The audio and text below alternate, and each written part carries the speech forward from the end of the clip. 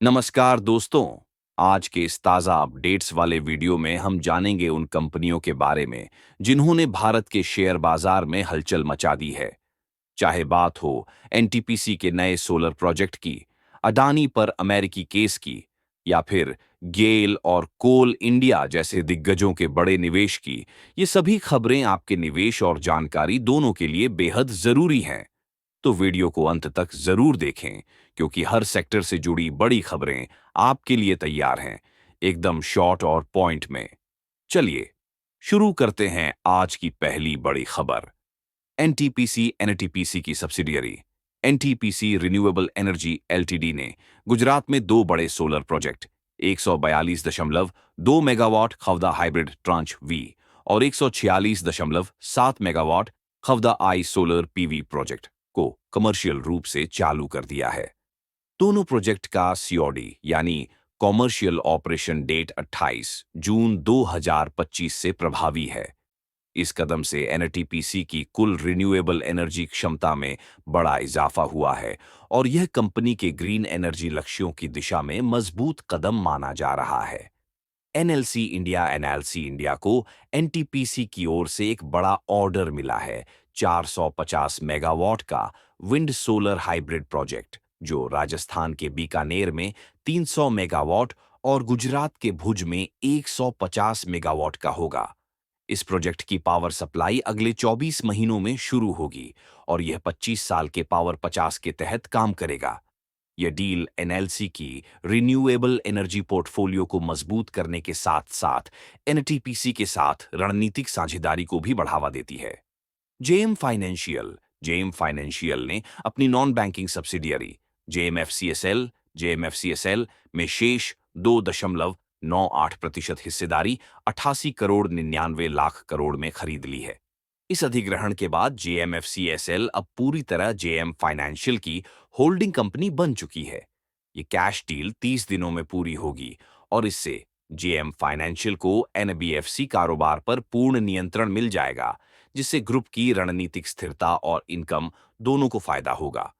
Adani green SEC update America की securities and exchange commission SEC ने पुष्टि की है कि गौतम अडानी और सागर अडानी को $175 मिलियन के कथित गलत बयानी केस में अब तक समन नहीं भेजा गया है। यह केस 2021 में अडानी ग्रीन की डेब्ट फंडिंग के दौरान गलत जानकारी देने के आरोपों पर आधारित है। एसआईसी अब इस केस में भारत की एजेंसियों के साथ मिलकर समन भेजने की प्रक्रिया में है और अगला अपडेट 11 अगस्त 2025 को अदालत में पेश किया जाएगा। लॉयड्स मेटल्स ने हेक्सा एनर्जी MH3 और W2 नाम की दो कंपनियों में क्रमशः 17% से अधिक हिस्सेदारी 7 करोड़ 33 लाख 1,901 रुपए में खरीदी है। यह निवेश कंपनी की रिन्यूएबल एनर्जी और पावर इंफ्रास्ट्रक्चर सेक्टर में प्रवेश की रणनीति का हिस्सा है। यह निवेश एक फेज आधारित योजना के अंतर्गत किया गया है और भविष्य में हिस्सेदारी और बढ़ाने की योजना है। इस डील के डेमैट में शेयर क्रेडिट के बाद और अपडेट्स आने की उम्मीद है। कोल इंडिया लिमिटेड, तलचेर फर्टिलाइजर्स लिमिटेड में यह निवेश एक कोल गैसिफिकेशन आधारित यूरिया प्लांट के निर्माण को सपोर्ट करेगा, जो ओडिशा के तलचेर में स्थापित किया जा रहा है। इस प्रोजेक्ट में CIL, RCF और GAIL की 33.43% की ज्वाइंट हिस्सेदारी रहेगी और इसका कंप्लीशन 9 जुलाई 2025 तक पूरा होने की उम्मीद है। जेएल भी तलचेर फर्टिलाइजर्स प्रोजेक्ट में 1067 करोड़ का निवेश करेगी, जिसमें उसे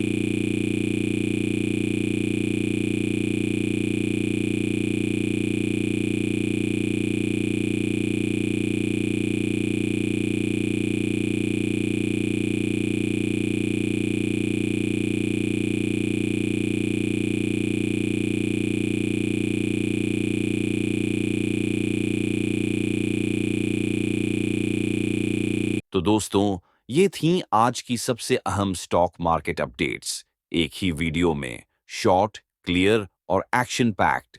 अगर आपको यह जानकारी उपयोगी लगी हो, तो वीडियो को लाइक और शेयर जरूर करें, ताकि बाकी लोग भी स्मार्ट इन्वेस्टमेंट डिसीजन ले सकें।